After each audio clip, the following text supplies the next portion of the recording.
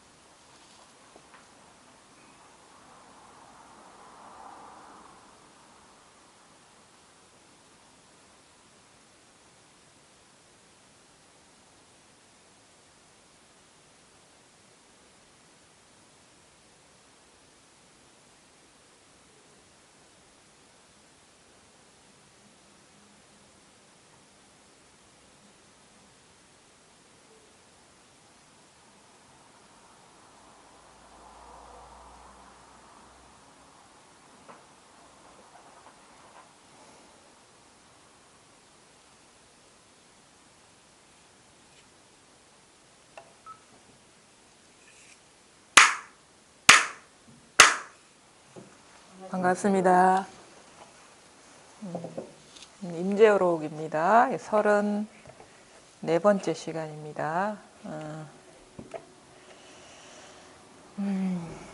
부처와 151조 10부처와 마귀 이렇게 할 차례입니다.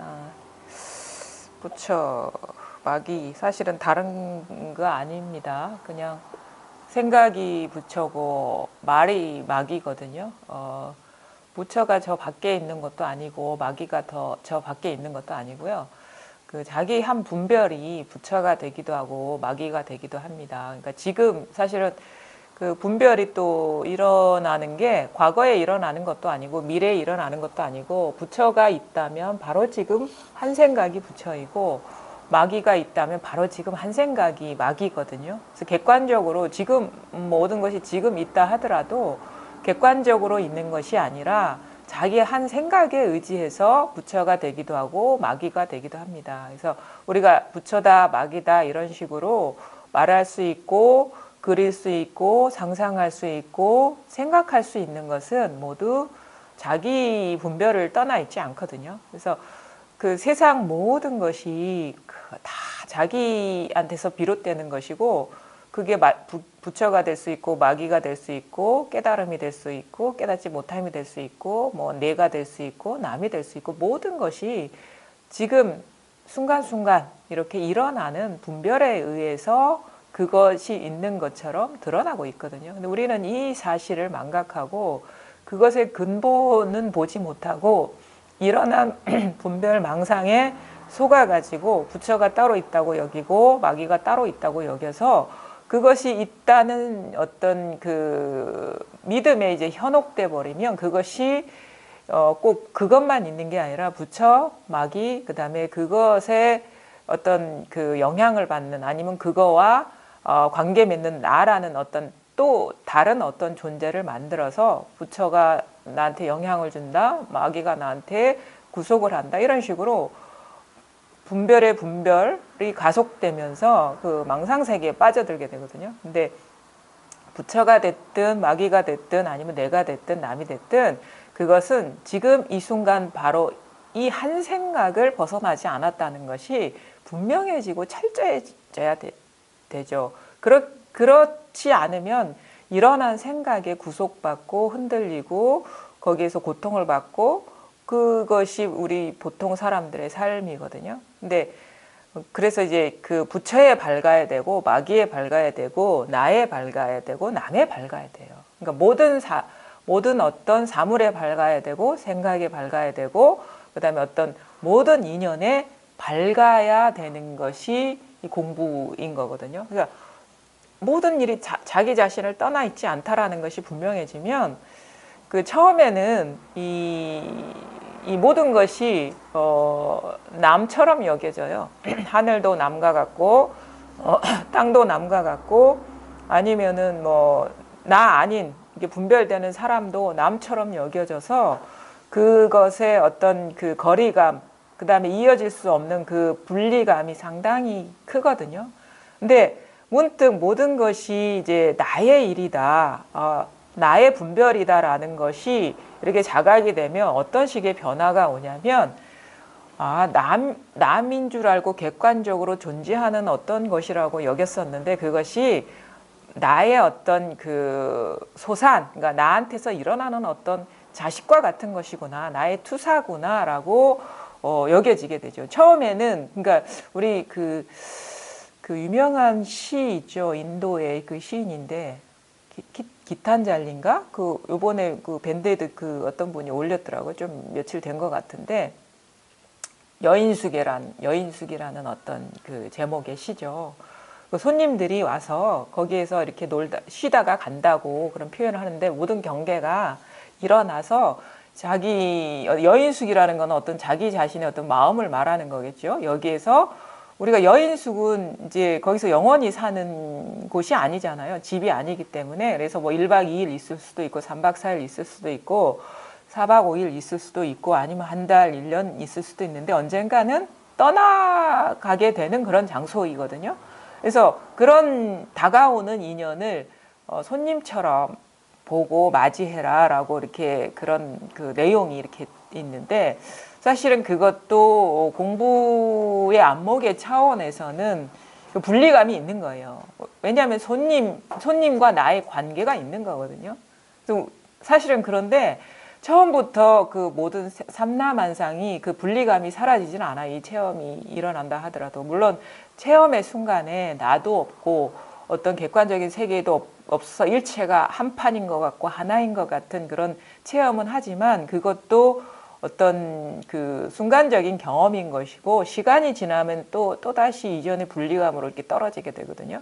근데 그것이 어떤 거를 의미하냐면 우리 마음속에 있는 분별하는 그런 어떤 마음의 습관이 하루아침에 이렇게 싹 사라지지 않는다는 거예요. 순간적인 체험에서는 어떤 불의의 체험을 하지만 그 생각이 이게 항복되지 않고 법에 이렇게 어떻게 보면 항복되지 않은 그런 그 상태에서는 분리감이 다시 찾아오거든요.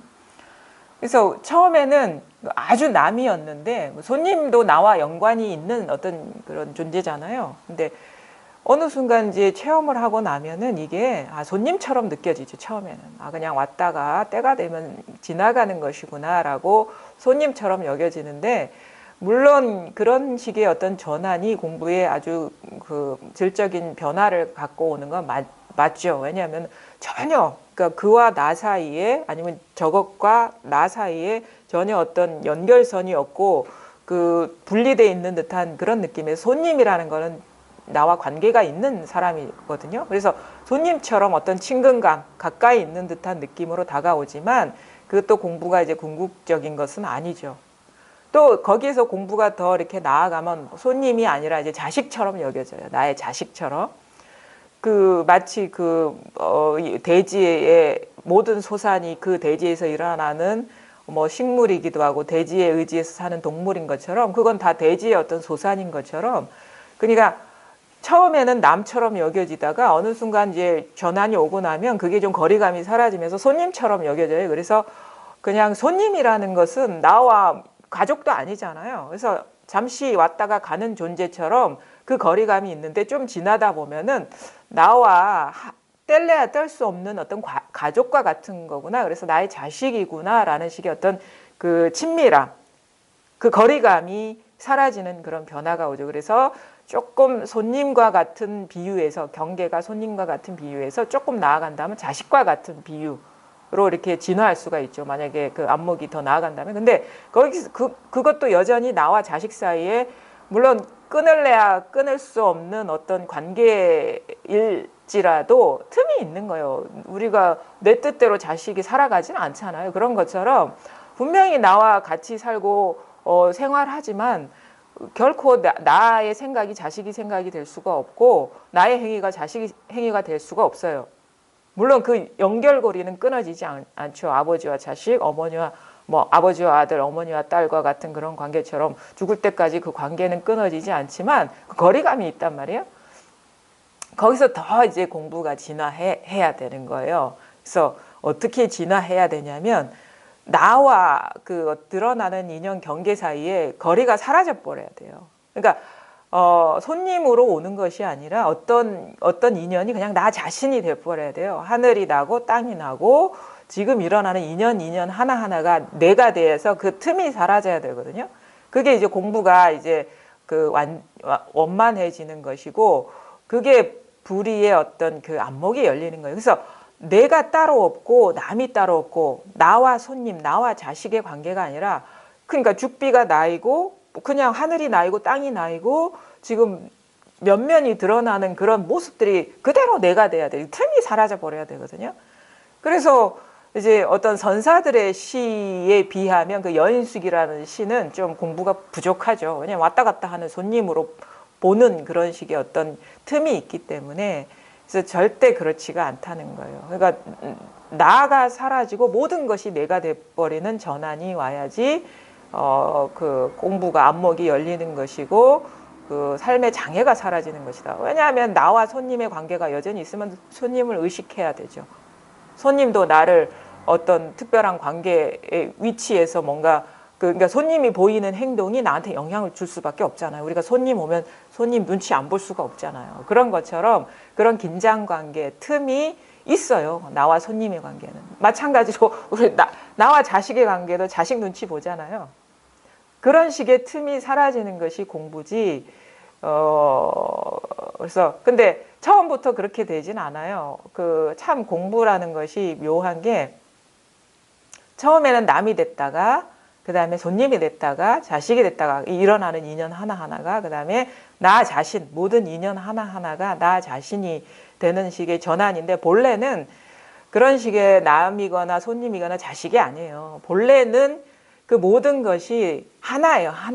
하나인데 우리 스스로가 분별망상에 사로잡혀서 살아왔기 때문에 그런 식의 현실적인 심리적인 거리감으로서 표출되죠. 근데 이 공부의 어떤 이런 질적인 전환이 오지 않으면 여전히 나와 남 사이에 연결될 수 없는 그런 그 장벽이 가로 놓여가지고 그 분리감에서 극복될 수가 없어요. 본래 분리가 없는데 그러니까 망상이죠. 그런 식의 따로 떨어져 있다라는 그 망상이 우리를 구속해서 산화대지 뿐만 아니라 산화대지에 있는 모든 것들이 나를 구속하게 되지만, 모든 산화대지가 나 자신이 되면 어느 것도 나를 구속할 게 없죠. 틈이 없기 때문에. 그래서 뭐 장애 없이 흐르고 이렇게 어떻게 보면은 그냥 뭐 분리감 없는 그런 그 두려움이나 외로움이 사라지는 것이거든요. 그래서 공부의 어떤 그 과정을 이렇게 보통 얘기하는 것들이 많아요. 뭐 저기 대표적으로 선에서는 시부도 이렇게 얘기를 하기도 하고 아주 현실적인 그 안내거든요. 그다음에 그 우리가 보통 초기 불교에서 얘기하는 소승사과라고 있잖아요. 그 수다원, 뭐 아나함, 뭐 수다원, 사다함, 아나함, 아다함 이렇게 있는데, 수다원을 흐름에 들어간다라고 얘기를 하거든요. 흐름에 들어간다라는 것은 제가 보기에는 그런 것 같아요. 분리돼 있다는 착각에서 벗어나는 흐름에 들어간다는 거죠.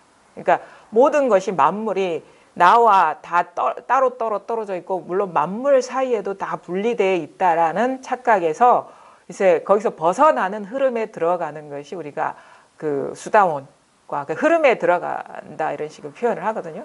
그러니까 분리가 무너지는, 틈이 사라지는 그런 여정에 들어가는 것이 그런 식의 어떤 공부 과정을 표현하는 것인데, 어쨌든 간에 일단은 진정한 어떤 그 분리가 없는 자리에 대한 자각이 일단은 있어야지 그 흐름에 들어갈 수가 있는 거예요. 분리가 사라지는.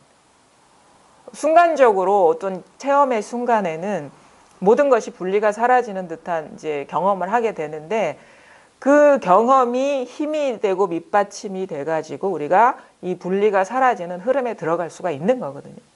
그래서 그게 뭐냐라는 이제 그 실질적인 어떤 체험이 중요해요. 그래서 지금 이것이 어떤 드러나는 순간에는 만약 이게 드러나지 않는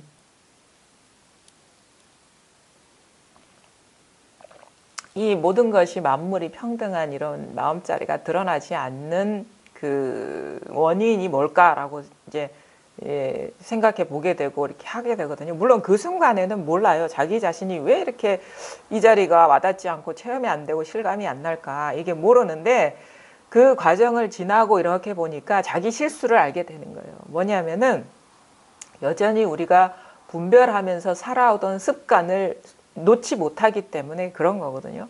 그 습관이라는 것은 뭐냐면 내가 따로 있다라는 그 마음의 전제, 그것을 놓지 못하기 때문에 체험이 안 일어나는 거예요. 그러니까 내가 뭔가를 들어야 되고, 내가 뭔가를 보아야 되고, 내가 뭔가를 알아야 되고, 내가 뭔가를 깨달아야 되고, 내가 뭔가를 잡아야 되고, 이런 식의 나라는 어떤 그 주체가 어떤 대상을 향해서 다가가서 그게 깨달음이 될 수도 있고 체험이 될 수도 있는데, 그것을 어떻게 보면 잡으려고 하기 때문에 안 되는 거예요. 근데 우리가 순간적으로 체험이 일어날 때는 나라는 어떤 그 의식이라든가 이런 게 없어요. 그러니까 그거를 이제 다른 식으로 표현하면은 내가 그러니까 뭔가를 알아야 되겠다, 아니면은 뭔가를 잡아야 되겠다, 아니면 어떤 이 상태가 어떤 대상을 향해 쫓아나가는 거거든요. 그래서 추구심이라고 하죠. 저 사람이 뭔가를 말하고 있는데 이걸 내가 확실하게 잡아야 되겠어. 저 사람이 뭔가를 안내하고 있는데 내가 거기까지 가야 되겠어. 이런 식의 자기 주동성을 놓아버리지 못하기 때문에 체험이 일어나지 않는 것이다 라고 밖에 얘기할 수 없는 거예요. 그래서 완전히 이것이 드러날 때의 어떤 조건이라고 한다면 완전히 자기라는 존재감이 망각돼야 되거든요. 그게 있으면은 이게 늘 이 자리에 있으면서 이거를 쓰고 있으면서도 이게 실감이 나지가 않는 거예요. 그러니까 이게 실감 나는 순간은 그게 부지불식간에 일어날 수가 있거든요. 왜냐하면 워낙에 분별하는 업습이 강하고 그것이 힘이 진짜 강하기 때문에 이게 거의 이게 틈이 없이 이 분별심이 이렇게 계속 지배당하는 순간인데, 우리가 체험이 일어나는 순간을 보면은 부지불식간에 이 분별심이 확 내려놓아진 상태예요. 자기도 모르게. 그 분별심이 확 내려놓아진 상태에 틈이 생기거든요. 물론 그게 오래 지속되진 않아요. 분별심이 내려놓아지는 것이 오래 지속되지 않고, 어떻게 보면 분별심이 허점이 드러나는 순간에 이게 탁 자각이 될 수가 있는 것이죠. 그것이 완전히 자기를 망각하지 못하기 때문에, 완전히 그래서 내가 뭔가를 할 수 있겠다, 뭔가를 해야 되겠다, 내가 뭔가를 봐야 되겠다, 들어야 되겠다, 깨달아야 되겠다, 알아야 되겠다라는 그것이 이게 자포자기가 되지 않으면은 이게 안 드러난다는 거죠. 그러니까 그것이 자기 포기가 되는 순간이 바로 분별심이 힘을 잃는 순간이고, 분별심이 자기도 모르게 이 작동이 되지 않는 그런 거거든요. 그 순간에 문득 이 자리가 딱 인연이 이게 맞아 떨어지면은 이제 오는데, 보통 사람들이 어떤 분들이 그런 얘기를 해요. 나는 공부를 오래 한 것도 아니고 뭐 법문을 많이 들은 것도 아닌데 부지불식간에 누가 이렇게 초인종을 누른다거나 이렇게 탁자를 딱 두드리는 소리에 확 와닿다 얘기를 하면서, 얘기 들어보면 이제 체험했거든요. 그러면서 하는 말이 그런 말이에요. 자기는 진짜 공부에 대한 열망이 강했던 것도 아니고 꼭 깨달아야 되겠다, 이 생에 이걸 공부를 끝마쳐야 되겠다라는 그런 각오도 없어서 마치 그냥 소가 뒷걸음질 치다가 그 쥐를 밟아가지고 뭔가를 얻는 듯이 그런 식의 전환이 왔다. 그러면서 참 공부 열심히 하는 사람 입장에서 보면 참 자기는 참 부끄럽다. 그런 식의 표현을 하는데, 공부는 그렇게 사실은 되는 거예요. 소가 뒷걸음질 칠 때는 뭐 밟겠다는 생각이 없거든요. 그러니까 오히려 그 상태가 공부가 이게 질적인 전환이 일어날 수 있는 거예요. 근데 공부에 대한 너무 열망이 강하고 뭐 어떻게 해야 되겠다, 얻어야 되겠다는 사람은 뒷걸음질 치려는 부지불식간에 그런 기회가 잘 안 와요. 자꾸 앞으로만 돌진하고 목표를 정해가지고 가려고 하거든요. 자기도 모르게 엉거주춤하면서 뒤로 후퇴하다가 이렇게 탁 깨쳐지는, 이 깨달음이라는 것은 어떤 목표가 있어서 거기까지 가서 그걸 쟁취하는 것이 아니라 자기도 모르게 우리가 뒷걸음질 친다는 것은 목표가 사라진 거거든요. 자기도 모르게 그 자기가 자기의 본래 자세가 잡히지 않은 상태 우리가 뒷걸음질 치게 되잖아요. 아무런 목표도 없고 나아갈 방향도 없다. 그냥 인연 따라 휘청거리다가 문득 뒤로 물러나면서 밟게 되는 거거든요. 그러니까 체험은 그렇게 일어나는 거예요. 그 사람이 운이 좋아서 그런 게 아니라 모든 체험은 그렇게 일어나는 거예요. 근데 여전히 내가 어떻게 해야 되겠다라는 의식이 강하면 앞으로만 돌진하게 되고, 그건 분별심에 그거를 벗어나지 않았거든요. 내가 있고 뭔가를 얻어야 될 어떤 그런 주객의 분리가 그대로 있기 때문에. 그래서 많은 공부의 어떤 그 방편들이 보면은 생각을 이렇게 멈추게 하는 그런 방편들이에요. 화두도 그렇고 연불도 그렇고. 그래서 문득 깨친다라는 것은 문득이라는 그 찰나에 그 사람이 어떻게 하겠다는 그 의식이 딱 멈춰진 순간이라 그 방편들이 어록을 보면은 많이 나와요. 그 마조 스님이 그 어록에 보면은 그런 예들이 많이 나오는데, 그 스님한테 이렇게 그 옛날에는 이런 식 우리 요즘처럼 교통기관이 발달해 있지 않기 때문에 어느 분이 그 눈 밝은 사람이다, 선지식이다 해서 그곳까지 찾아가려면 뭐 석 달 열흘 걸리거든요. 그 사람이 석 달 열흘 동안 항상 마음속에 그 사람 어떤 선지식을 만나면 깨달아야 되겠다는 마음이 얼마나 굴뚝같이 강하겠어요. 근데 석 달 열흘을 겨우겨우 고생하면서 와요. 그 또 절이라는 것이, 사찰이라는 것이 그 심심산골에 있기 때문에 그 산과 고개를 넘으면서 얼마나 많은 그 도적대들과 산짐승들과 얼마나 많은 죽을 고비를 넘기겠어요. 그래서 겨우 도착했는데 스님이 돌을 물으러 왔습니다. 그러면 이제 마조 스님이 뭐라고 얘기하냐. 오늘은 뭐 운이 안 좋아서 내가 뭐 별로 기분이 안 좋아서 얘기해 줄 수 없다 그래요. 그럼 얼마나 낙담을 하겠습니까? 석 달 열흘 동안 오롯이 깨닫겠다고, 이 사람이 눈 밝은 사람이기 때문에 분명히 여기에 오지 않으면 내가 깨달을 수 없다라는 그 간절함으로 왔는데, 탁 하는 말이 너무도 가볍게 아무렇지도 않게 오늘은 별로 내가 또 컨디션이 안 좋아가지고 얘기해 줄 수 없다 그래요. 얼마나 그 절망하겠어요. 그래서 문득 이렇게 돌아서죠. 오늘은 뭐 스님이 이렇게 얘기해 주시지 않으니까 무슨 어떤 그런 기회가 있겠어요. 그래서 힘이 쫙 빠질 거 아닙니까? 낙담해가지고 돌아가죠. 그래서 문지방을 이렇게 건너면서 넘어가려 하는데 스님 부른다고 또 정신 바짝 들어요. 스님! 이게 뭡니까? 그 사람이 부지불식간에 그렇게 깨치게 되는 거예요. 그러니까 아무런 준비가 없고 완전히 좌절하고 포기가 된 상태에서 그러니까 뭐가 도노라는 것이 이 도노라는 것이 일어나는 조건을 보면은 모든 의도가 포기될 때 그때 도노가 되는 거예요. 곧바로 깨닫게 되는 거예요. 내가 어떻게 하겠다, 뭘 알아야 되겠다, 이런 생각이 완전히 포기가 됐을 때 깨쳐지는 거거든요. 근데 여전히 뭔가를 내가 어떻게 주동해가지고 뭘 알아야 되겠다, 이해해야 되겠다, 뭐 그렇게 해야 되겠다라는 그 의식이 있으면 온갖 산하대지가 법을 설법하더라도 사실 법을 얘기하지 않는 게 아무것도 없죠. 모든 인연이 나를 깨치게 하려고 다 준비되어 있는데도 스스로가 준비가 되지 않으면 그 10년이 지나고 20년이 지나도 소용없는 거예요. 또 부지불식간에 자기를 놓아버릴 수 있느냐, 자기 의도를 완전히 놓아버릴 수 있느냐, 분별심이 이게 죽어버릴 수 있느냐가 이게 중요한 거거든요. 그래서 완전히 어떻게 보면 좌절의 순간에 서광이 비치는 거예요. 모든 인연은 다 그런 식으로 재생의 어떤 그 변화를 맞아요. 그거는 비단 우리의 공부만 얘기하는 게 아니에요. 왜냐하면은 우리가 이 한 송이 꽃이 필라 해도 이런 식의 이게 어디서 왔습니까? 이 꽃은 이 씨앗이 떨어져서 썩어서 새로 꽃으로 피어난 거거든요. 죽음을 통해서 새 생명을 얻는 거예요. 모든 산하대지가 그 원리를 다, 우리도 고통이라든가 어떤 괴로움이라는 어떤 그런 식의 자기 문드러짐, 마음이 문드러짐, 그런 것이 있을 때 더 성숙된 인간으로 자라거든요.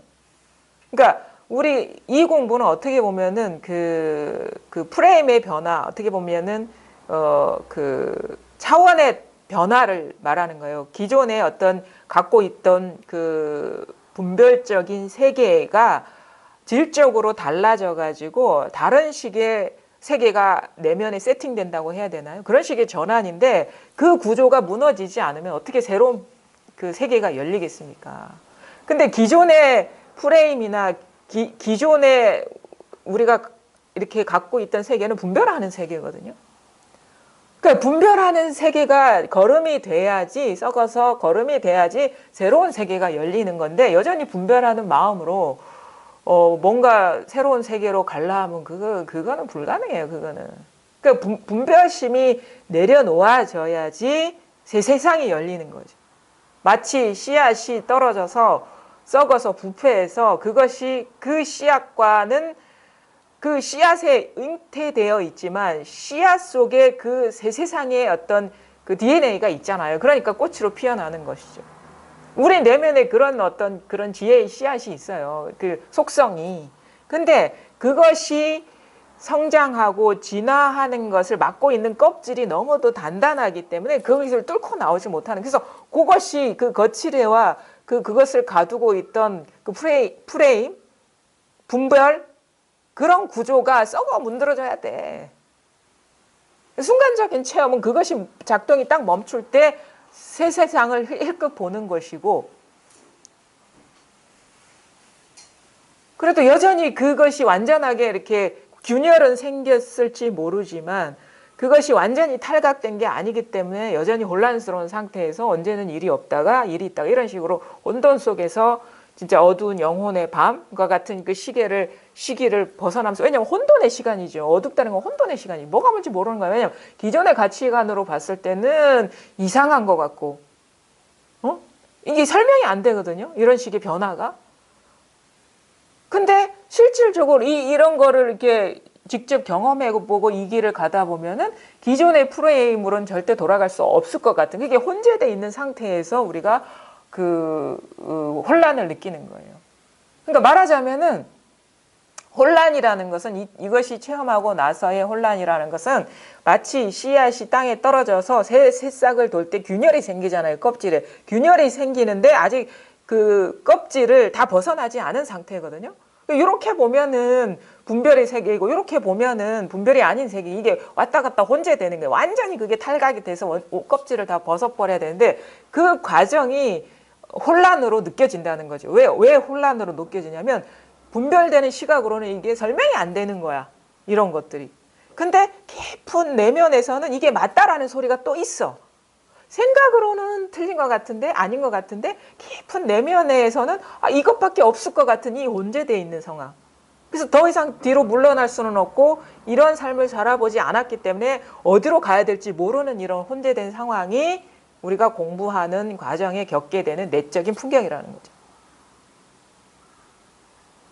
근데 이제 껍질이 그대로 있으면은 여전히 자기 무장이 확실하게 이렇게 튼튼하게 돼 있으면 그게 균열이 생기고 이렇게 떨어져 나가고 이렇게 해체되지 않으면은 어떻게 씨앗이 새로운 어떤 그 꽃으로 피어날 수가 있겠습니까? 완전히 자기 포기가 돼야 돼요. 완전히 자기 포기가 돼야 돼요. 그래서 이거는 아주 중요한 겁니다. 공부해본 사람이라면, 이 과정을 겪어본 사람이라면 이런 말이 무슨 말인지 알겠는데, 사실은 이런 과정을 겪어보지 않은 사람이라면 여전히 자의식이 남아서 자기가 공부를 이렇게 앞장서서 주도하려고 하거든요. 그게 완전히 죽어야 된다고. 완전히 자포자기가 돼야 된다고. 그러니까 그런 식의 그 비유들을 많이 해요. 요거는 꼭 이 불교에서뿐만이 아니라 다른 종교에서도 마찬가지예요. 그 사제들이 그 서품할 때 어떻게 돼요? 배를 땅에 대고 오체투지하듯이, 우리 오체투지도 있잖아요, 불교에서. 자기를 완전히 항복시키면서 신을 받아들이게 되는 거거든요.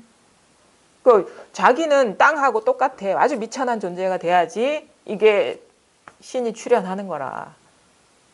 그럼 땅하고 똑같아지면 아주 밑바닥이잖아요. 그러니까 그것 자체는 자기 존재감이 사라진다는 얘기거든요. 그것이 어떤 의식의 형태로 남아있는 거예요, 그게. 그러니까 우리는 어떻게 보면 혼란스러워요. 그러니까 분별로 보면은 일개 개인이고 한 인간일 뿐인데 이게 또 다른 점, 우리 내면에 이런 신성이 있다라는 거거든요. 그러니까 이것이 이렇게 발화되고 깨어나지 않으면 그냥 인간으로 살다가 그냥 가는 것이고, 근데 그 가능성이 꽃 피워질 어떤 그런 기회가 사라지는 것이죠. 그래서 사람만이 깨칠 수 있다. 깨칠 수 있다는 거는 그 쉬운 말로 사람만이 신이 될 수가 있는 거, 인간으로 태어났지만. 그런 식의 어떤 질적인 전환을 맞이하는, 나는 인간인 줄 알았는데 알고 보니까 인간의 그 형상을 한 신이구나, 이런 식의 자각. 그리고 처음에는 이제 혼란스럽죠. 그것이 질적인 변화거든요. 그러면 사람의 그릇으로 그걸 받아들일 수가 있겠습니까? 사람의 그릇이 해체돼 버려야지 이게 온 우주의 적나라한 것이 자각이 되는 것이지. 그래서 철저하게 어떻게 보면 체험의 순간도 이 자기의 어떤 주동성이나 나라는 존재감이 순간적으로 멈춰야 되겠지만, 그 이후의 공부는 철저하게 자아감, 나라는 존재가 따로 있다라는 이것이 조복돼 가는 과정이에요. 이게 철저하게 죽지 않으면 그게 공부가 원만해질 수가 없어요. 그래서 공부 과정 중에 보면은 아까도 얘기했죠. 어떤 심적인 풍경이 처음에는 남인 것 같아. 세상 만사 모든 일이. 그래서 남이 나를 괴롭히는 것 같아요. 근데 알고 보니까 나를 떠난 게 아니야. 나와 관계에 맺어진 어떤 손님과 같은 거, 심적인 어떤 공부 과정이 일어나는 변화예요. 그것이 자식과 같은 관계가 되기도 하고, 나중에는 그 사람, 그 모든 인연, 좋고 나쁜 인연이 나 자신이구나라는 일체감, 하나가 돼버리는 전환인데, 그거를 다른 식으로 표현하면 공부 과정에서 일어나는 내적인 풍경은 뭐냐면 점점 내가 죽어가는 듯한 느낌이 드는 거예요. 그래서 마치 처음에는 그러니까 처음에는 이 진짜 공부가 뭔지 모르는 사람은 진짜 초보자의 티를 내요.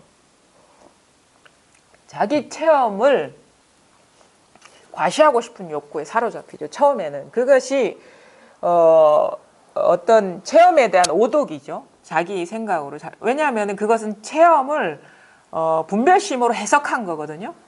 그러니까 자기의 어떤 경험을 남한테 과시하고 싶은 욕구에 시달리는 거예요. 체험에 대한 오독, 보는 눈이 이제 이것 뭔가 말할 수 없는 이전과는 다른 어떤 경험을 했는데, 이것을 분별하는 눈으로 해석하니까 남한테 보여주고 싶고 얘기할 수 있을 것 같은 그런 착각에 빠지죠. 그런 분별심으로 해석한 거예요. 근데 그런 상태에 머물러 있는 사람도 부지기수고, 근데 이 공부하다 보면 뭔가 이게 아니다라는 전환이 와요. 그러면 뭐냐면 그런 식의 어떤 그러니까 그런 식의 상태에서는 되게 의기양양해요. 뭔가 한 건 한 것 같고 얻은 것 같고, 다른 사람은 참 바보 같고, 자기와 어떻게 보면 좀 수준 낮은 것 같고, 이런 식의 자별을, 자기 존재감을 강화하는 쪽으로 이렇게 이 체험을 이제 오독을 하는데, 공부가 이제 아주 초보자라 해서 초보자가 제일 말이 많아요. 사실 법에 대한 말이. 그래서 공부가 이렇게 전환이 되면 어떻게 되냐면, 이게 아니다라는 거, 바른 안내를 받고 가르침을 받다 보면 그것이 자기 허물이다라는 쪽으로 전환이 와요. 그것이 뭐 이제는, 그래서 그것을 밖으로 표출하지 않고 자기한테 돌리는 거죠. 자기 허물로 본다는 것은 자기한테 이제 돌리는 전환인 거예요. 자기한테 돌리다 보면 이제 남한테 뭐라고 얘기할 수가 없어. 근데 자기한테 여러 가지 분노도 일어나고 화도 일어나고, 그렇게 예전에 분별하는 습관은 그대로 일어나. 근데 그게 남한테 얘기할 수 없는 것이고 남이 잘못이 아니라는 걸 알기 때문에 안에서 시달려요. 안에서 뭔가 달라진 것 같은데 여전히 화는 일어나고, 뭔가 말귀는 알아듣고, 그것이 이 설법이라는 것이 자기도 법문 들을 때는 공명하는 것 같은데 여전히 내면적으로 보면 분노도 일어나고 화도 일어나고 뭔가 탐심도 일어나고 그렇거든요. 근데 차마 남한테는 얘기할 수가 없고, 그게 자기 허물이라는 걸 알기 때문에. 근데 그 시간이 이렇게 어떤 시달림의 시간이죠. 그러니까 시달림이라는 게 자기 자신이, 아상이 이렇게 점점점 힘을 잃어가는 과정이라고 봐야 돼요. 시달림이라는 것은. 그러다가 어떤 식의 전환이 오냐면, 내가 뭔가 아무런 세상을 살아가는데 아무런 그 주동성이 없는 듯한, 마치 식물 인간과 같은 느낌이 들어요. 식물 인간 같아요. 막 죽어가는 것 같아요. 막 그러니까 무력해진다 해야 되나요? 아무것도 할 수가 없고 해서도 안 될 것 같은 그 무력감. 그렇다고 해서 마음이 크게 산란하거나 그러진 않아요. 근데 밖으로 할 얘기가 아무것도 없어지고 그렇다고 해서 안에서도 뭐 일어나지도 않아. 식물 인간은 뭐 안에서도 안 일어나잖아요. 예전에는 막 일어났는데 밖으로 뭐라고 얘기할 수 없는 상황이라면 이제는 잘 일어나지도 않지만 밖에 뭐 얘기할 것도 없는 그 안팎으로 이렇게 죽어간다 해야 되나? 그게 식물 인간과 같은 상태지. 저는 경험적으로 그랬어요. 공부가 이렇게 변화될 때. 그러니까 이전에는 성난 황소가 같지. 왜냐면은 그 체험을 하기 이전에는 뭐 다 남이 잘못이니까 남이 저러니까 내가 이런 마음이 들고 화가 나고 그래서 막 가서 따지기도 하고 뭐라고 하기도 하고 공부 초기에도 뭐 그렇죠. 근데 이제 공부가 전환이 되면은 막 행동으로는 나오지 않아요. 그런 식으로 자기 허물이라는 거 알아서 대신에 자기를 보게 되는 거야. 자기한테 이런 분별 망상이 많다는 걸 알고 예전보다 더 선명하게 자각되고 그래서 너무 시달리는 거예요.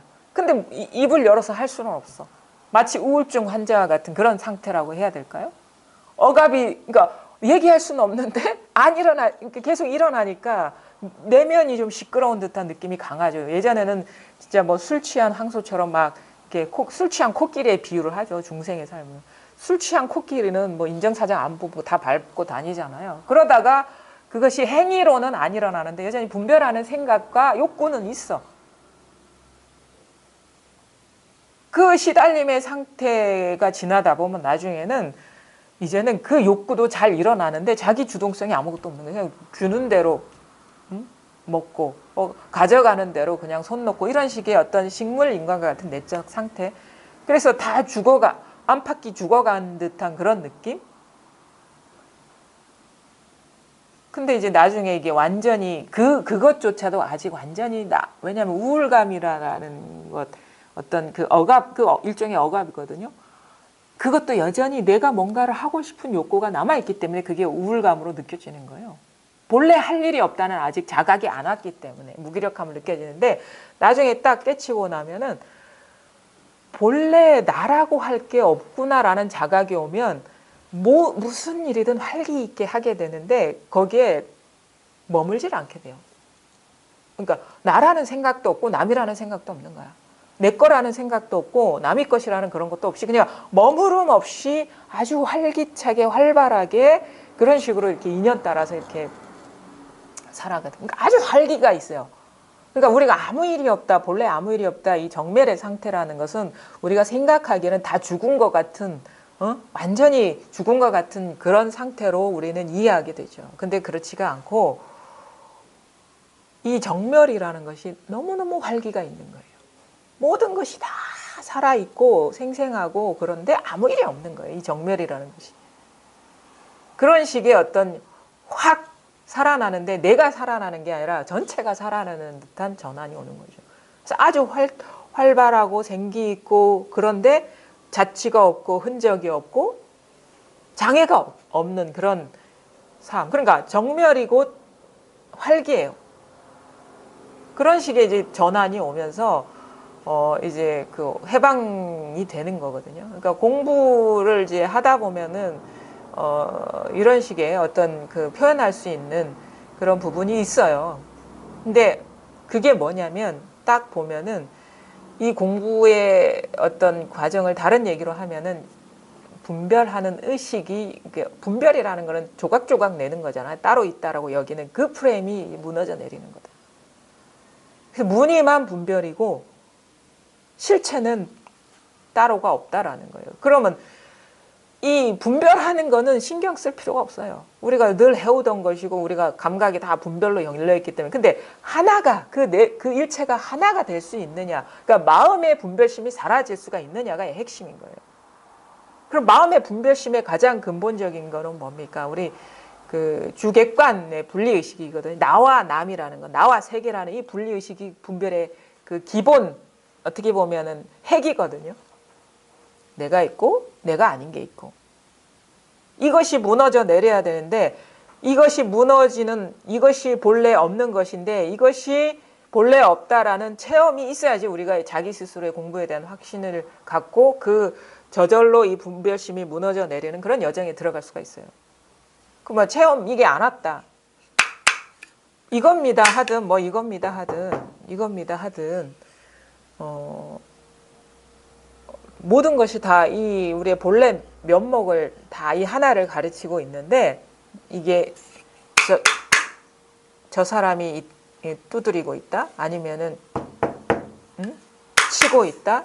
아니면 그거를 내가 듣고 있다? 이런 식의 해석이 들어가 버리면 안 돼요. 분리는 해석이에요, 해석. 마치 그 운동 선수들이 만약에 축구를 한단 말이에요. 축구를 하면 우리나라 뭐 국가대표 선수들이 막 축구를 해서 뭐 손흥민 선수가 뭐 멋진 골을 넣었다. 근데 그 해설하는 자가 막 흥분을 하면서 골 넣었다고 막 하는데 그 해설이 골 넣은 건 아니잖아.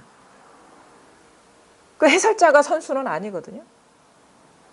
근데 이것이 딱 해석을 해버리면은 이것을 진실하게 여기는 거, 이 생각을. 그래서 요거는 그런 어떤 속삭임, 해설자 없을 때 이게 실감이 나요, 이게. 이것이 저 사람이 두드리는 것도 아니고 내가 듣는 것도 아니고 뭐 정해진 어떤 장소가 없이 그러니까 온갖 곳에서 다 온 우주가 울리고 있구나. 뭐 이것도 사실은 분별이지만 정해진 장소가 없이 온 우주가 다 울리고 있구나. 이런 식의 어떤 표현할 수 있는 변화가 와요. 그러면서 자기를 탁 놓아버리게 돼. 내가 듣는 게 아니에요, 이거는. 법이 듣는 거예요. 마음이 듣는 것이고 마음에서 일어나고 있는 거예요. 내가 하려고 덤비면 안 돼. 이걸 해석해버리면 안 돼. 내가 어떻게 해야 되겠다라고 그 프레임에 들어가 버리면 안 된단 말이에요. 그것이 포기돼야 돼. 내가 하는 게 아니에요. 저절로 하는 게 있어요. 저절로 하는 게. 저절로 하는 게 있어요. 저절로 하는 게. 내가 하는 게 아닙니다. 이거는. 저절로 일어나고 있고. 원문은 제가 하는 것도 아니고 여러분이 듣는 것도 아니에요. 이것이 저절로 일어나고 있어요. 온 우주가 도와가지고 이게 저절로 일어나고 있다고. 모든 경험이 저절로 일어나고 있다고. 나한테서 일어나는 게 아니라 여기에서 다 일어나고 있다, 사실은.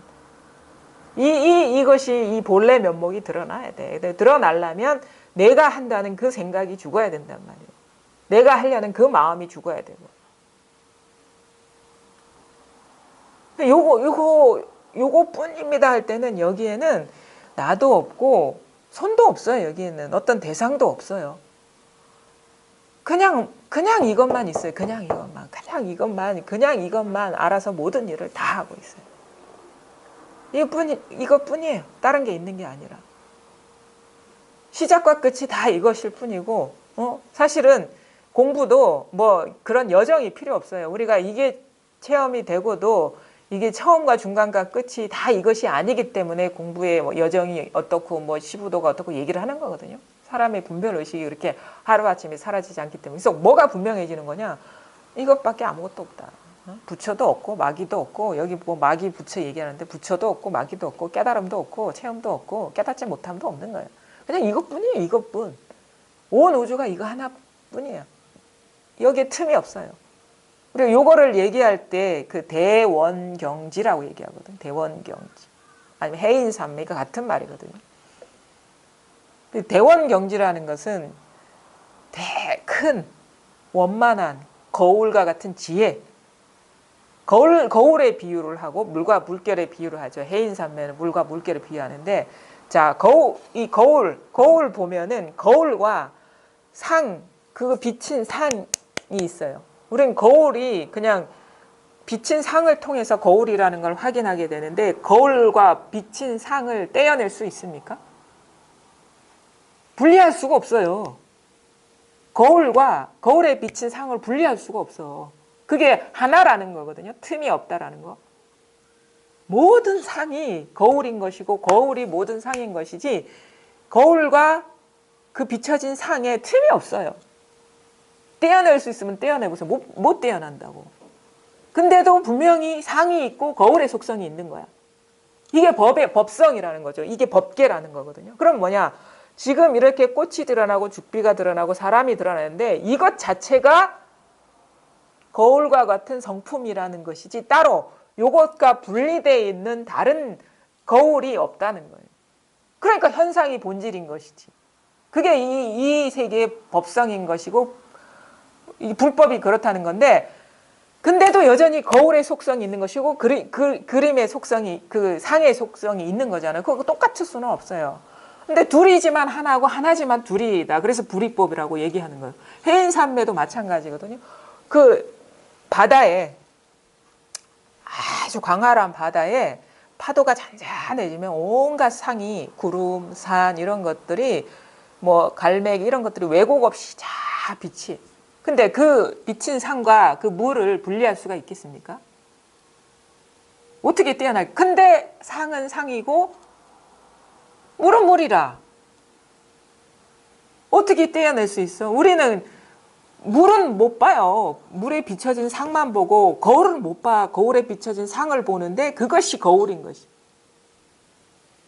그런 식의 틈이 없는 자각. 물론 둘이지만 하나이고 하나이지만 둘이라고 얘기할 수 있는 이런 식의 전환이죠. 거울은 거울이고 뭐는 뭐고가 아니라 이게 그래서 이게 법계가 불가사의하다, 묘하다 하는 거예요.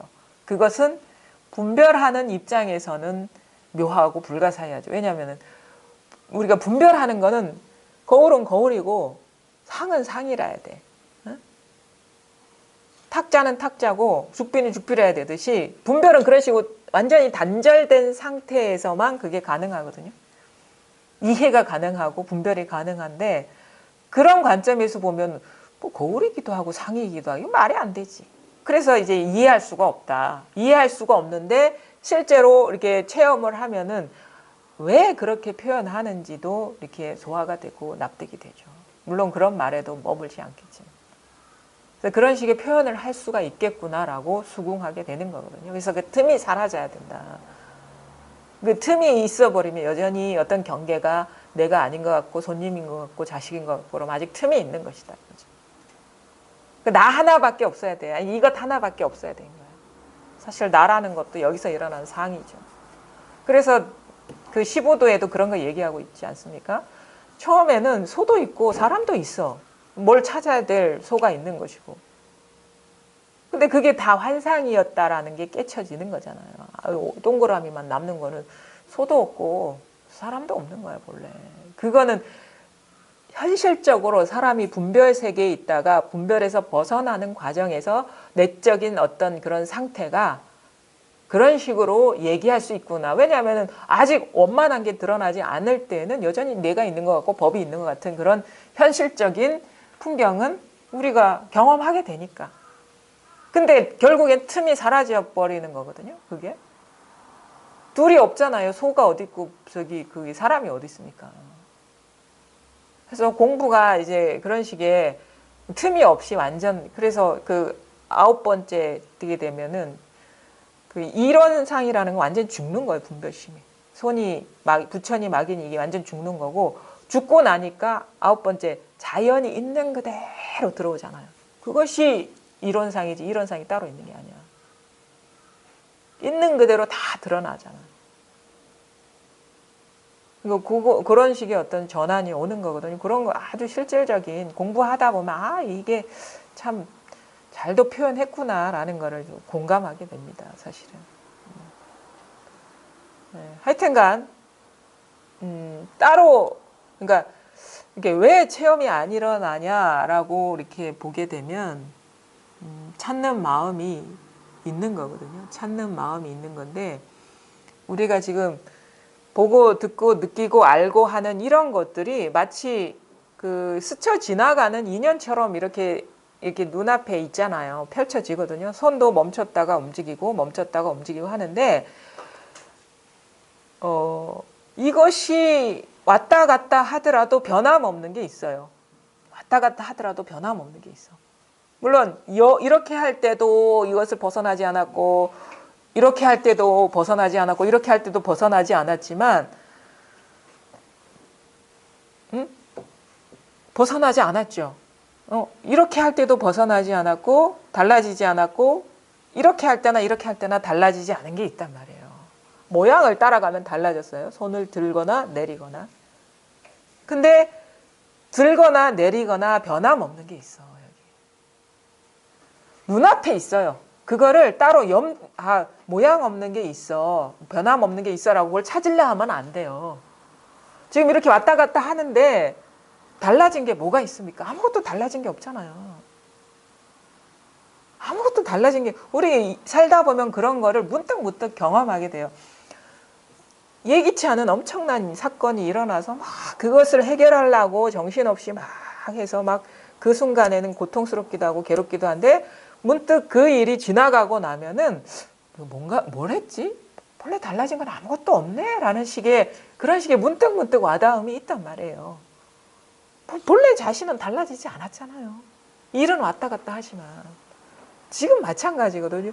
여기에서 소리도 나고 사라지고 온갖, 마치 거울에 비춰진 상처럼 이렇게 왔다 갔다 해요. 거울에 비춰진 사람이 뭐 뛰는 사람 모습으로, 멈춰있는 사람을 왔다 갔다 하지만 달라진 게 없잖아요, 거기에. 이것일 뿐이에요. 이럴 때나 똑같은 거. 그래서 이렇게 할 때나 똑같은 거. 이게 있단 말이에요. 요거를, 칠 때와, 이렇게 손을 들 때 모양 없는 뭐가 있구나. 그 모양 없는 게 뭐지? 이렇게 모양 없는 걸로 이렇게 딱 해버리면 그게 해석이 들어간 거야. 마치 운동할 때 그 해설자가 해석한 거죠. 그거 모양 없는 거 찾으려 하지 말고 눈앞에 드러나 있는 것에서 문득 알아차리는 거거든요. 그러니까 요거나 이거나 모양은 달라졌어요. 소리도 달라지고, 손도 달라졌어요. 근데 똑같은 게 있단 말이에요. 여기 똑같은 게. 이것이 우리의 본래 면목이, 이게 마음이라는 거예요. 그러니까 그냥 이것을 이 상황에서 그냥 확 맡겨버려야 돼. 근데 요거는 사실 저한테 있지 않아요. 자기 자신한테 있는 거라. 그냥 쓰고 있어요. 지금 여기서 다 쓰고 있어. 이 한 판의 이 그냥 하나의 어떤 마음에서 이걸 다 쓰고 있어요. 손이 여기서 나오고 내려가고, 소리가 여기서 들리고 안 들리고, 소리가 안 들린 침묵조차도 여기서 드러나고 있다는 거예요. 우리가 그 유마경에 보면은 입불이 법문 품, 그래서 뭐 불이법에 대한 얘기가 있잖아요. 그래서 많은 보살들이 막 그럴듯한 얘기를 하죠. 근데 문수 보살이 자기 안목을 얘기해 보라니까 이건 말할래야 말할 수가 없고 표현할 수가 없다. 말할 수가 없다. 근데 유마는 그냥 안목을 모르니까 가만히 있었죠. 그러면 그래서 막 문수 보살이랑 다른 보살 찬탄을 하죠. 그 유마의 어떤 그 안목을. 그런 데서 우리는 착각하면 안 돼요. 물론 이게 여전히 말할 수 없다는 것을 문수는 말하고 있으니까 철저하지 못한 거죠. 말할 수 없다라는 걸 지가 말하고 있잖아. 그럼 그거를 모르는 거지, 자기가. 말할 수 없는 일이다라고 지가 말하고 있는데, 지 벌써 어긋나 버렸는데. 근데 그것보다 더 뛰어난 것이 침묵. 말할 수 없는 것이니까 그냥 실천하는데, 선을 하는 사람이라면 거기에 머물러 버리면 안 되지. 침묵도 분별이라는 걸 아셔야 되는 거예요. 침묵도 분별이라는 거예요. 침묵, 그러니까 말할 수 없는 어떤 침묵이 이거 아닙니다. 침묵도 벌써 일어난 분별이라는 걸 볼 수 있어야 되는 거예요. 침묵도. 아니, 우리가 분별하지 않으면 침묵이 어디 있겠습니까? 여기 침묵도 일어난 거잖아요. 자기 마음에서 일어난 거잖아요. 뭐든지 진짜 기미만 보여도 다 일어난 거거든요. 그래서 그래야지 말과 침묵이 평등해지는 거예요. 말은 아니고 침묵이 이거다 그러면 어떻게 말과 침묵이 평등해질 수가 있겠습니까? 그래서 말과 침묵이 평등한 자리가 드러나는 것이지, 침묵이 도다라고 얘기해버리면 그거는 경계에 떨어져 있는 거죠. 말과 침묵이 평등한 겁니다. 그러니까 이거나 똑같은 거를 말하는 거예요. 선은 이렇게 얘기하거든. 한 손바닥의 소리를 들을 수 있어야 된다. 이 손바닥은 근데 이 소리 없음도 똑같은 거란 말이지. 근데 요 일이지 다른 일이 아닙니다. 근데 자꾸 헤아리고 따지고 어떻게 이걸 설명하려는 그 마음이 쉬어져야 돼요. 사라져야 된다고. 내가 어떻게 할 것 같고 알아야 될 것 같고 알아차려야 될 것 같은 그 마음이 이렇게 완전히 해소가 돼야 된다고. 사라져 버려야 된다고. 그래서 자꾸 이런 얘기를 듣다 보면 막 우리가 분별하는 마음이 강하기 때문에 문득문득 막 이걸 설명하려고 알려하고 막 그러거든요. 근데 그 일어난 자리로 돌이켜야지 벌써 물론 말할 수 없다라는 것을 그 사실이 분명해져서 말이 안 나오는 것이 뭐 근기로 치자면 상근기겠지. 근데 한마디 하려는 마음이 일어나면 그 다음이겠고 말을 해버리면 완전히 세 번째 단계로 떨어지는 거예요. 근기라면 그런 식으로 얘기할 수 있겠어요. 말이 안 나와. 말이라는 게 아니라는 게 분명하기 때문에 분별이 아니라는 걸 분명하기 때문에 그런 식의 생각도 안 나와. 근데 생각이 일어나는데 또 이게 망상이라는 거 볼 줄 알면 그 다음이고 생각이 일어나서 그걸 막 주구장창 얘기를 해버리면 그거는 뭐 구제할 수가 없는 거죠.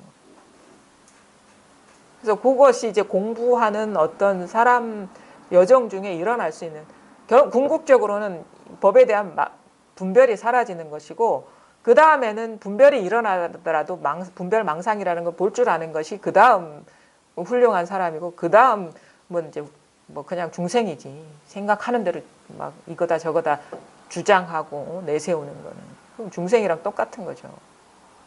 밖에 얘기할 게 아무것도 없는데 그 사실이 명확해지면 명확할수록 입이 안 열리는 것이고 그게 더 분명해질수록 그런 생각조차 안 일어나는 것이고 그래서 공부를 하여튼간 제가 보기에는 그냥 자기가 해체되는 그런 공부예요. 이게 딴 공부가 아니라 나 하는 것이 사라지는 공부예요. 딴 게 공부가 아니라 나가 그냥 나로 인해서 모든 것들이 다 이제 분별로 떨어지는 것이고 나가 없으면 할 말이 아무것도 없어요. 그냥 법이 내한테 있는 게 아니라 온 세계에 두루두루 있는 것이죠. 자, 151쪽 10. 부처와 마귀 어떤 승려가 물었다. 어떤 것이 부처와 마귀입니까? 임재가 말했다. 그대가 한순간 마음에서 의심하는 것이 곧 마귀이다? 아니죠. 그렇게 얘기하면 선사가 아니죠. 그대가 한순간 마음에서 의심하는 것이 곧 부처와 마귀이다. 부처도 마귀도 똑같아요. 그대가 만약 온갖 법은 생겨나지 않으며 마음이 환상처럼 조화를 부린다는 것을 밝히 깨달으면 다시는 하나의 경계도 없고 하나의 법도 없어서 곳곳이 모두 깨끗할 것이니 이것이 바로 부처이다. 그러나 부처와 마귀는 더럽거나 깨끗한 두 가지 경계이다. 내가 보기에는 부처도 없고 중생도 없고 옛날도 없고 지금도 없다.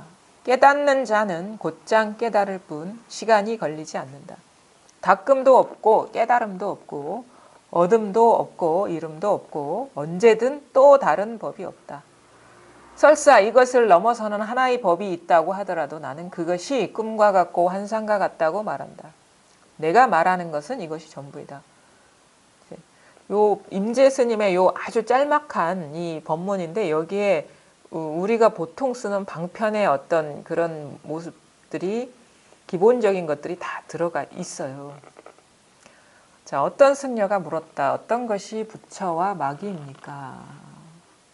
왜냐하면 이 묻는 사람은 승려니까 뭐 부처가 되려고 묻는 거 아닙니까? 그래서 부처와 마귀가 따로 있다고 여기기 때문에 부처와 마귀입니까? 부처는 이것이고 마귀는 이런 것이다라는 그런 것이 기본적으로 전제가 깔려 있기 때문에 부처와 마귀를 묻는 거 아닙니까?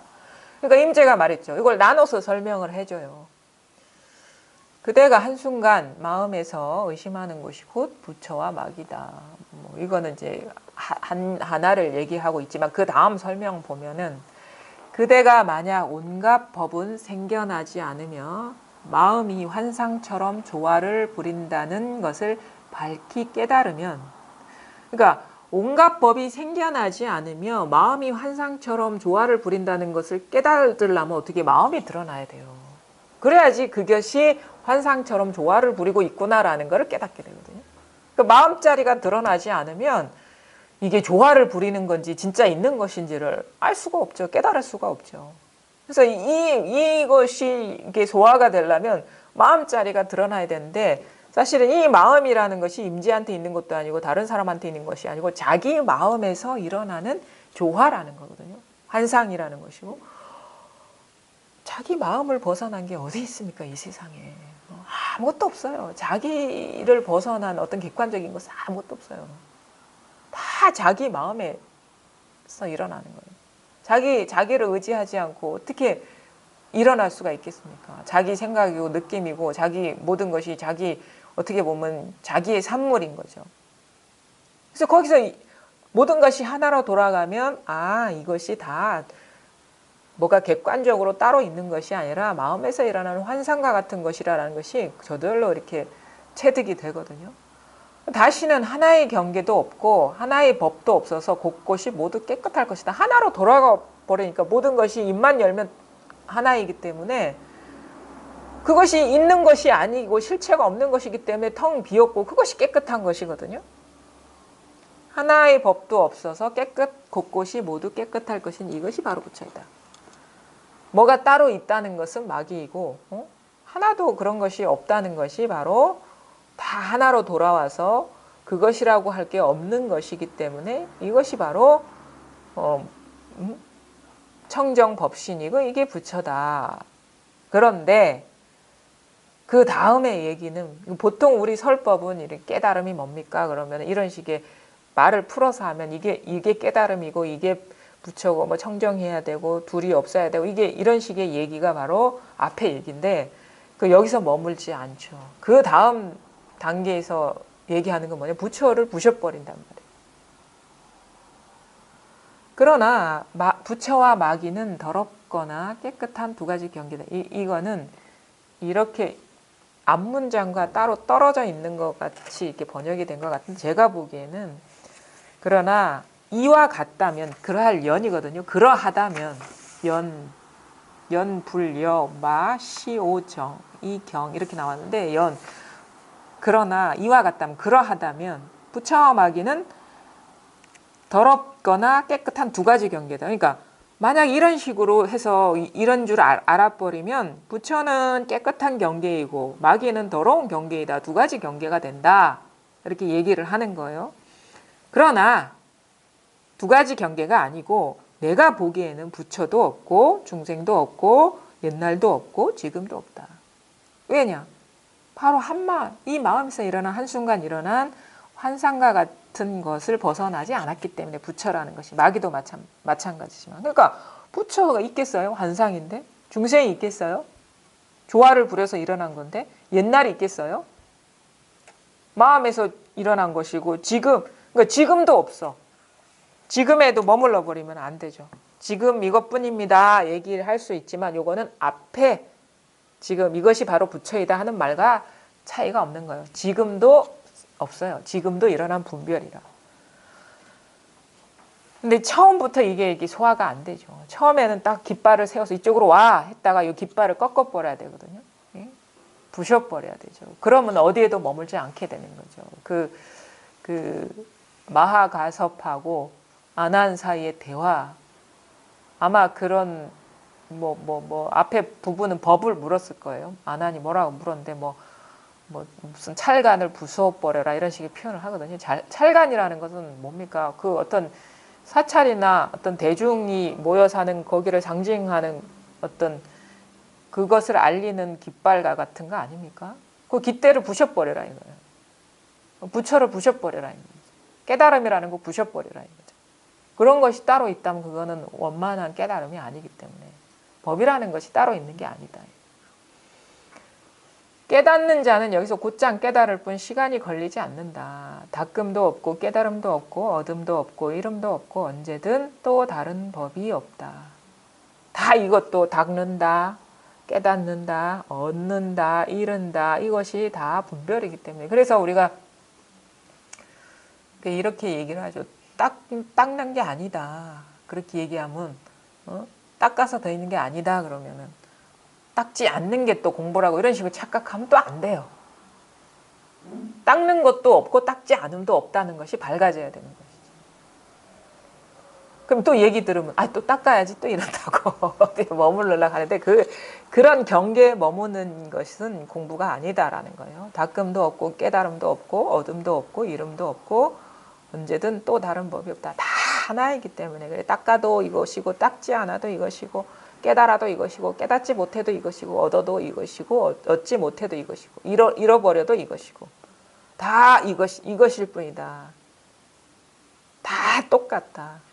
설사 이것을 넘어서는 하나의 법이 있다고 하더라도 나는 그것이 꿈과 같고 환상과 같다고 말한다.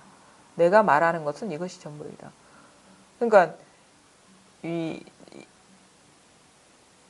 임재 스님이 안목이 닦음도 없고 깨달음도 없고 어둠도 없고 내가 보기에는 아무 부처도 없고 따로 없다. 이렇게 얘기를 하거든요. 그러면 다른 사람이 와서 그거 우리가 이런 거는 많이 이렇게 생각해 볼 수 있어요. 그러니까 우리가 의심이 끊어진다 이런 식의 표현을 하는데 어떤 사람이 와가지고 뭐 공부를 하는 사람이 와서 묻죠. 네가 깨달은 게 궁극인지를 어떻게 증명할 수 있냐 이렇게 물어보죠. 우리가 의심이 끊어진다, 더 이상 찾을 게 없다라고 얘기할 수가 있잖아요. 그러면은 공부하는 사람이 증거가 있냔 말이에요. 네가 그것이 도달한 데가 궁극이라는 것을 무슨 수로 증명하겠냐? 응?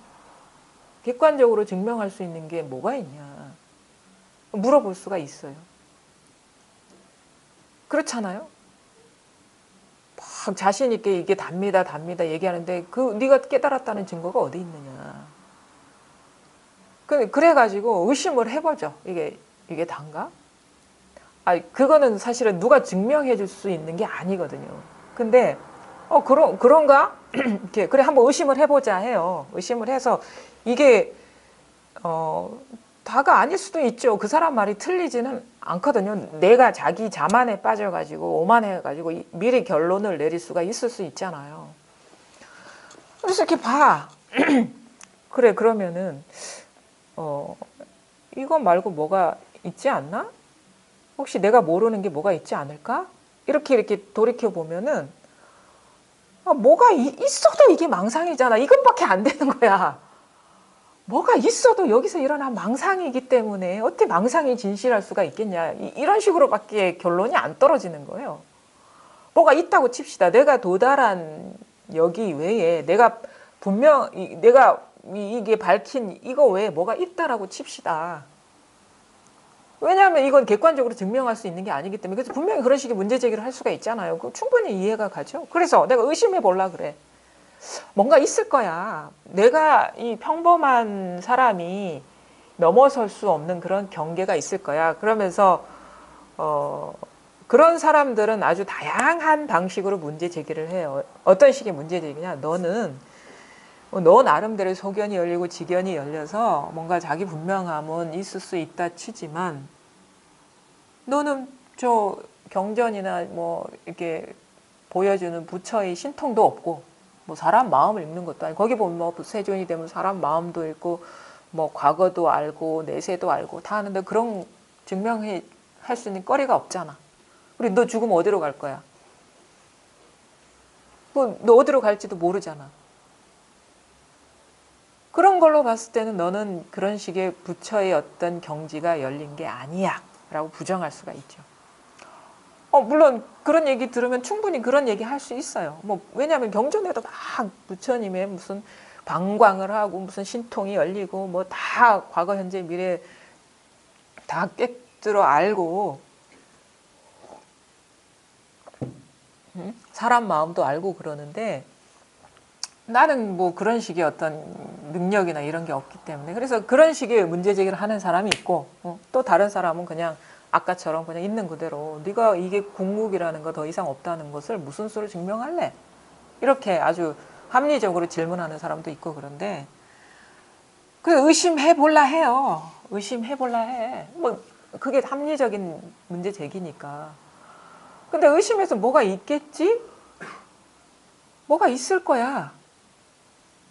그래서 지금 이게 아닌 뭐가 있을 거야 라는 생각이 일어나면 어떻게 되냐면 뭐가 보이냐면 뭐가 있는 것이 보이고 그럴 것이라는 그런 쪽으로 마음이 가는 게 아니라 그냥 망상이 보이는 거예요. 뭐가 있어? 라는 이 망상이 보이는 거예요. 뭐가 있을 것이라는 걸 찾아 나서기 이전에 뭐가 있어 자꾸 이 한마디가 이게 여기서 일어난 망상이라는 걸 보게 되는 거예요. 그러니까 찾아다닐 이게 힘이 없어. 그냥 그 힘이 이게 마음이 일어나지가 않는 거지. 왜냐하면 그것이 망상이란 그 의심도 망상이고 여기서 일어난 것이고 말하자면 좀 쉽게 얘기하면 엄마의 자식이고 이 마음자리의 자식이고 그 모든 것이 뭐가 이것을 벗어난 어떤 구경의 세계, 궁극의 세계가 있다 하더라도 요 엄마의 자식이야. 그러니까 요것이 모태라는 것이 더 저절로 분명해지는 거야. 이것이 무슨 과거를 본다 하더라도 여기서 일어난 망상이고 어떤 것이 누구의 마음이 보인다 해도 여기서 일어난 망상이고 이게 궁극이 아닌 뭐가 궁극이 있을 것이라는 것이 의심되더라도 여기서 일어난 망상. 그러니까 마음이 어떻게 일어나지가 않는 거예요. 이게 찾으려는 마음이 일어나지가 않는 거예요. 그러니까 의심해 볼라 해도 의심이 안 되는 거예요. 그게 분명함이거든요. 의심하고 싶고 이것을 떠나고 싶어. 그래서 뭔가 있을 것이라는 그런 어떤 마음을 일으켜서 왜냐하면 내가 실수를 할 수도 있기 때문에 하고 싶은데 그것이 딱 분별이 되면 그게 분별망상이라는 게 보이는데 그러면 이게 분별망상이 진실한 게 아니잖아요. 그러니까 마음이 안 일어나는 거예요. 우리가 이 자리가 체험되면 화두가 저절로 들리지 않다라고 얘기를 하시거든요. 화두 드시는 분들은 화두가 안 들리는 거야. 화두가 들기 이전에 분명하기 때문에. 화두를 들기 이전에 분명하기 때문에 화두가 안 들려요. 힘이 안 붙는 거예요. 그러니까 의심하기 이전에 분명하기 때문에 의심이 안 되는 거야. 그 의심 자체가 너무 이거를 분명하게 표현하고 있는 것이기 때문에 드러내 보이고 있는 것이기 때문에 그래서 뭔가 찾으려 해도 찾는 마음이 안 생겨요. 심행처멸 이런 식으로 표현하죠. 마음끼리 갈 곳이 사라져 버렸어. 갈 데가 없는 거예요. 의심이 일어나지도 않는 거야. 의심하면 그게 망상이라는 거. 여기서 일어난 엄마의 자식이라는 걸 잘 알기 때문에. 그러니까 이 엄마 품이 여기라는 걸 알기 때문에 뭐가 일어나더라도 엄마 품이 늘 이것이라는 걸 알기 때문에 어도 남의 집 가서 기대려고 안 하게 된다 이거죠. 그러니까 남이 뭐라 해든 그 증도가에도 그런 게 있어요. 이게 자기 안목이 분명해지면 남이 비방을 해도 그게 들리지가 않는다 이거예요. 남이 비방을 해도 들리지가 않고 칭찬을 해도 흔들리지가 않는다 이런 구절이 나오고 딱 두 번째 구절에 그런 증도가에 아무리 비방해서 너 밥 잘못됐어. 네 안목이 너는 사도야 외도를 행하고 있어라고 비난을 해도 그거는 네 몫이 일인 것이고 그건 나하고 상관없는 일이 왜 비난하는 이게 이것이기 때문에 그러니까 그런 식의 어떤 평가나 그런 거에도 신경 안 쓰게 되더라고요. 처음부터 그렇게 되는 거 아니에요. 아 그래 내가 공부가 부족해서 여기 안주가 있는 게 아닌가 그래서 막 뭐가 없나 이렇게 찾게 되죠. 사실은 힘이 부족하니까. 그래서 이게 궁극은 아닐까요? 겨우 어떻게 이게 다냔 말이야. 어떻게 이게 궁극의 깨달음이 될 수가 있냐. 이거 왜냐면 너무도 평범하고 아무것도 아닌 것 같거든요.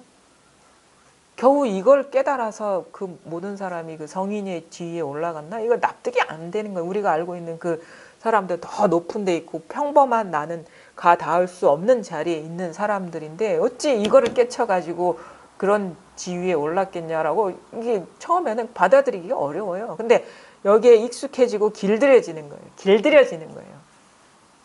길들여지는 거예요. 사람이 여기에 길들여지는 거예요. 우리는 시무도 이렇게 보면 모구라해서 소를 길들인다 하는데 저는 소를 길들이는 게 아니라 내가 여기에 길들여지는 거예요. 내가 길들여지는 거예요. 길들여진다는 것은 익숙해지는 것이거든요. 익숙해지고 익숙해지다 보면 이거를 제대로 볼 수 있게 돼요. 그래서 한순간 찰나 어떤 분별이 일어나면 그래서 그것이 이제 뭔가 분별만 일어나도 보게 되는 눈이 열리는 거예요. 그것을 아마 우리가 사지라에서 4가지 지혜를 얘기하거든요. 그러니까 유식에서 이렇게 얘기하죠. 전오식, 육식, 칠식, 팔식 팔식은 아래야식인데 이것이 전변하면 팔식은 대원경지가 되고 그 다음에 칠식은 평등성지가 되고 그 다음에 육식은 묘관찰지가 되고 그 다음에 전오식은 성소작지가 된다. 근데 제가 보기에는 이런 것 같아요. 대원경지는 있는 그대로 그냥 하나의 어떤 거울에 비친 그 있는 그대로의 상이라는 걸 볼 줄 아는 지혜가 열리는 것이고 평등성지라는 것은 모든 것이 평등한 거야. 만법이. 우리 무상, 정, 등, 정각 이렇게 등각을 얘기해요. 등각이라는 건 평등한 모든 만법이 평등한 거야. 나와 남이 평등해요. 나와 세계가 평등해. 그러니까 대원경지랑 똑같은 거예요, 사실은. 그 다음에 뭐냐면 전오식, 육식이 뭐로 변해? 묘관찰지. 묘하게 관찰하게 된다. 묘하게 보게 된다는 지혜가 열리는 거거든요. 그건 뭐냐? 뭐가 일어나면 다 망상이라는 걸 보게 되는 거야. 묘하게 보게 돼. 그게 열리는 거예요. 그냥 보게 되는 거예요. 모든 것이 분별됐다 그러면 그것이 망상이라는 걸 보게 되는 눈이 열리는, 그 지혜의 눈이 열리는. 성소작지라는 건 제가 보기에 행위 하나하나마다 모든 행위에서 해탈하게 되는 지혜예요. 행하는데, 짓는 데서 구속에서 벗어나는. 제가 보기엔 그런 것 같아요. 만행에서 구속에서 사라지는. 그러니까 행위를 안 해서 사라진 거예요. 모든 행위를 하더라도 거기에 구속, 보고 듣고 느끼고 아는 모든 행위에서 풀려나는 거예요. 자유로워지는. 그것을 아주 장애 없이 말하면 보현행위겠죠. 장애 없이 걸림 없이 하게 되는 그런 지혜를 말하는 거거든요. 그러니까 보게 되는 거예요. 아, 뭐가 있지 않을까? 근데 이 망상인 줄 보게 되는데 어떻게 해? 뭐가 있을 거야. 아무리 문제제기를 해봐도 있다 하면 이 일이잖아. 이렇게밖에 이렇게 보게 되기 때문에 더 이상 찾고 구하지 않게 되는 거거든요. 이게 참 분별심이라는 건요. 조금이라도 의심이 있고 어두운 구석이 있으면 못 견뎌요. 찾아 나서야 되거든요. 우리의 분별심이라는 것이. 의심이 있으면 찾아 나서는 것은 자연스럽게 이어져요. 근데 의심이 없으면 찾고 싶어도 안 찾게 되는 거예요. 막 부추겨서 야 찾아봐야지. 네가 지금 네 스스로가 자만해가지고 거기에 빠져 있는 거야. 그래서 찾아봐야 돼. 근데 그 찾는 마음이 어떻게 보면 사라지는 그런 게 뭐냐면 일어나는 뭐가 있다라면 이것이 또 한 생각일 뿐 여기서 일어난 생각이라는 것을 뚜렷하게 보게 되기 때문에 그 다음에 어떤 행위가 일어나지 않는다는 거죠. 그래서 분명해져야 된다. 이게 안목이 분명해져야 된다. 완전히 의심이 완전히 끊어져야 된다. 그래서 설사 이것을 넘어서는 하나의 법이 있다고 하더라도 아마 임재 스님한테도 이런 식의 질문을 많이 했고 본인 스스로도 이게 단가 하는 그런 의구심도 있었던 시절이 있기 때문에 이런 법문을 하시지 않았나. 그리고 요거는 공부하는 사람들이 누구나가 어떻게 보면은 질문하게 되는 의심인 거예요. 이게 다일까? 과연 이것을 벗어나는 게 따로 있지 않을까? 석가모니가 깨달은 게 과연 이것일까? 이 일 하나를 밝힌 것일까? 이것뿐임을 이렇게 스스로가 이렇게 분명하게 선언한 것일까? 그거는 공부하는 사람이라면 있을 수 있는데 결국 어떻게 되느냐? 뭘 보게 되면서 의심이 사라지냐면 뭐가 있지 않을까? 뭐가 내가 도달해야 될 뭐가 있지 않을까? 가야 돼 하는 그 추구심이 자기 분별이라는 것을 아주 예리하게 보게 된다는 거죠. 그것이 안 보이기 때문에 우리가 새 나가는 거예요. 부처의 신통은 육신통이라 하죠. 뭐 신족통, 천이통, 천안통, 그 다음에 타심통, 신족통, 천안통, 천이통, 타심통. 그 다음에 뭐죠? 응? 누진통은 6개고 신족통, 숙명통. 잘 아시네요. 그렇죠. 신족통. 신족통이라는 것은 그 어디든 장애 없이 갈 수 있는 거. 그다음에 천안통은 두루두루 다 모든 걸 볼 수 있는 능력. 천이통은 모든 소리를 장애 없이 들을 수 있는 것. 그다음에 타심통은 다른 사람의 마음을 알 수 있는 능력. 그다음에 숙명통은 과거에 자기 어떤 인연을 볼 수 있는 그러니까 과거에 윤회해 오면서 살아온 거를 볼 수 있는 그런 능력. 그 다음이 뭐냐면 누진통. 누진통이라는 것은 새 나가는 게 없다라는 건데 여기서 부처의 신통은 육신통이라고 하죠. 육신통. 외도는 오신통만 열리고 부처는 육신통이 열린다 하는데 여기서 핵심은 이제 누진통이에요. 누진통. 뭐가 새 나가냐면 생각이 새 나가는 거, 의심이 새 나가는 거, 추구심이 새 나가는 거. 누수, 물, 우리 수도가 누수한다 하잖아. 그러니까 누진통은 이게 새 나가는 거거든요. 이 원만해서 완전히 그 새 나가는 게 사라져야 되는데 그게 완전하지 않으면 뭔가 의심이 새 나가고 추구심이 새 나가고 분별이 새 나가고 법이라는 게 그 새 나가는 틈을 통해서 이게 아닌 뭐가 따로 있는 듯한 그런 그 분리감에 떨어지는 게 그 우리가 완전하지 못한 깨달음인데 이게 다 이렇게 깨쳐지면은 사실은 그 부처의 그 육신은 뭐 신족통이라 하든 왜냐하면 이 한 마음을 벗어나 있지 않았기 때문에 시간과 공간과 어떤 온갖 인연과 그 소리와 온갖 존재를 다 알게 되죠. 왜냐하면 그 모든 것이 이 하나라는 거기 때문에. 그래서 부처의 오통만 열리면은 그건 어떤 경계를 따라서 경계를 대상을 두고 나와 세계를 분리해 놓은 상태에서의 그 신통을 말하는 것이고 그거는 이제 외도인 것이고 육신통이 열리면 앞에 오신통은 다른 차원으로 해석될 수가 있는 거예요. 새 나가는 게 없으면 그 말에 진짜 신통이 뭔 줄 알게 돼요. 보세요. 잘 보세요. 만약에 내가 과거에 어떻게 살아왔다는 걸 알았다고 칩시다. 어디 가서 뭐 그 과거를 알고 싶어가지고 점집에 가가지고 점을 치니까 과거에 뭐 남자였다가 아니면 승려였다가 뭐였다가 뭐 어떻게 해서 지금 왔대. 그런 얘기를 들었어. 그런갑다. 칩시다. 근데 자기 이 한 생각을 벗어나 있습니까? 그게? 그 과거의 운명이 과거에 있습니까? 자기 한 생각, 한 분별을 벗어나 있지 않아요. 그렇게 살다가 그 사람의 어떤 요구대로 이렇게 하면은 더 나은 세계를 살 수 있다 해서 그렇게 했어. 근데 그때는 좋은 것 같은데 지나니까 또 그 뜻대로 안 돼. 그럼 딴 집에 가서 알아본다고. 과거를 물어봐. 그러면 너는 그렇게 산 게 아니고 너는 지렁이였다가 뭐 사냥꾼이었다가 살생을 많이 해서 지금 상처를 입는 거야. 그럼 이렇게 해야 돼. 이렇게 뭘 죄를 지내. 그렇게 해서 그렇게 해서 좋아지는 것 같아. 근데 또 지나 보니까 또 뜻대로 안 되는 거야. 그럼 딴 집에 가.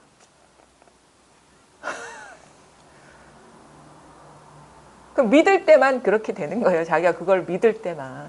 지금 여기서 일어난 그 생각에 그걸 믿을 때만 믿으면은 진짜 있는 것 같아요. 분별심이라는 게.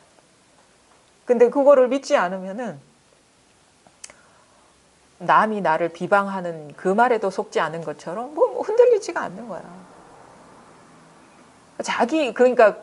그래서 그 모든 것은 자기한테 주인이 자기라는 거예요. 자기 모든 마음법의 주인은 자기라는 거예요. 수처작주 입처계지. 모든 곳곳에서 그 모든 것은 자기한테서 나오는 것이지 밖에 있지 않다는 거예요. 그게 철두철미해지면 새 나가지가 않아요.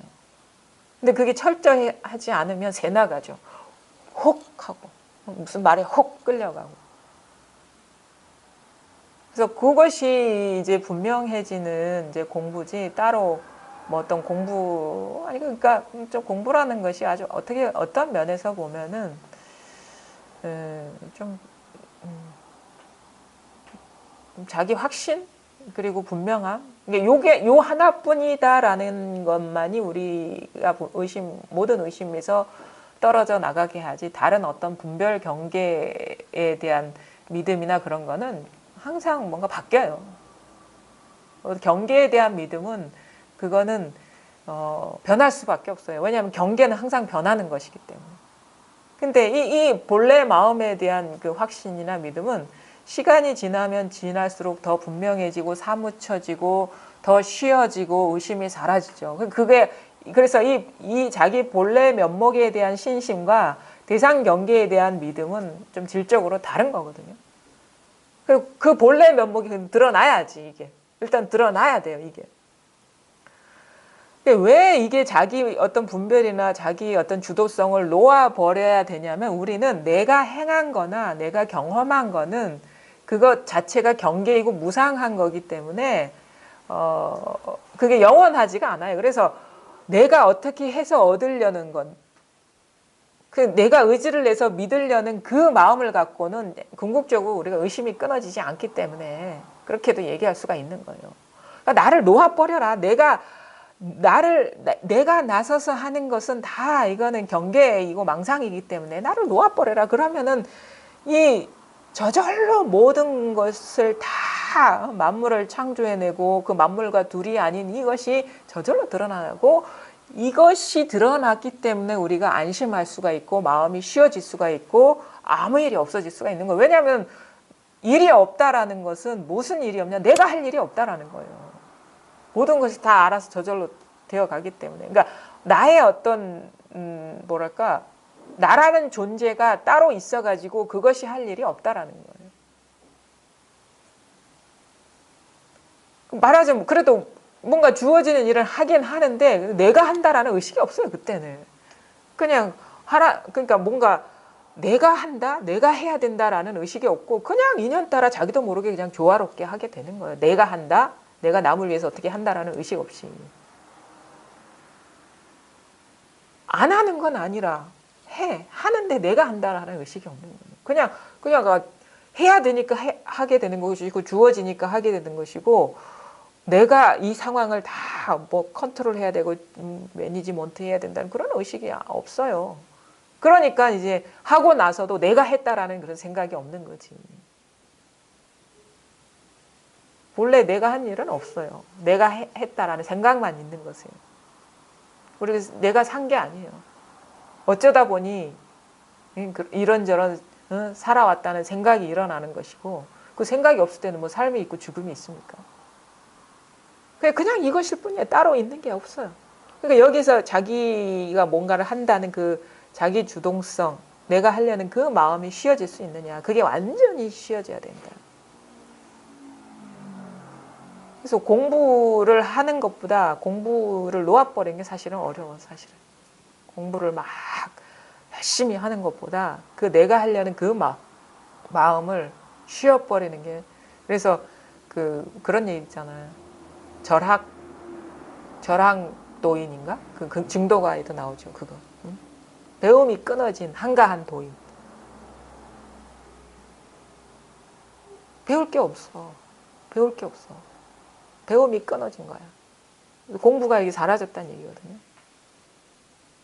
그것이 끊어져야 된다. 궁극에서는 공부가 따로 없어져야 된다. 공부가 따로 있으면 공부해야지. 공부가 따로 없어지면은 뭐 저절로 끊어지겠죠. 그래서 하여튼 지금 이 순간 무슨 말을 하든 지금 이 순간 요것뿐입니다. 여기에서 다 일어나고 있고 사라지고 있고, 요것과 이것과 일어난 상이 둘이 아니에요. 꽃이 나이고 시계가 나이고, 아니면 꽃이 마음이고 시계가 마음이고, 이것이 법이고. 그러니까 요 이면에 뭐가 따로 있다라고 여기면은 자꾸 그걸 찾아야 돼요. 근데 요것이 다 일어나고 사라지고 있는데 이게 그냥 변함없는 여기 눈앞에 역력하다 이거죠. 요것뿐입니다. 제가 오늘 여기까지 하겠습니다.